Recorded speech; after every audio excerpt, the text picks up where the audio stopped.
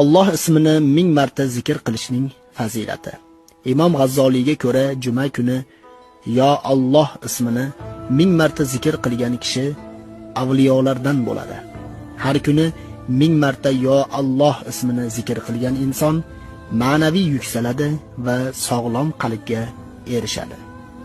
Juma kuni juma namozidan oldin 100 marta Alloh deb aytgan har bir kishining orzu va istaklari amalga oshadi. Allohning bu sharafli go'zal ismini 200 marta bemorga o'qib dam solinsa, o'limi kelmagan bo'lsa, bemor shifo topadi. Kimki yo Alloh ismini zikrida bardavom bo'lsa, uning qalbidan Alloh sevgisidan boshqasi o'chiriladi.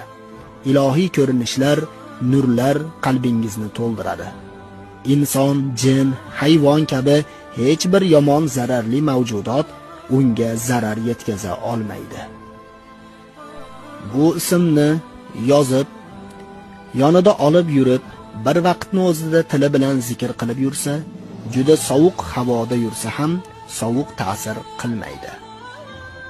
Kasallikdan qutulib, shifo topmoqchi bo'lgan kishi toza idishga lafzai jalolni 66 marta qog'ozga yozib, yomg'ir yoki buloq suviga yozuv o'chiguncha ezib bemorga ichirilsa, Alloh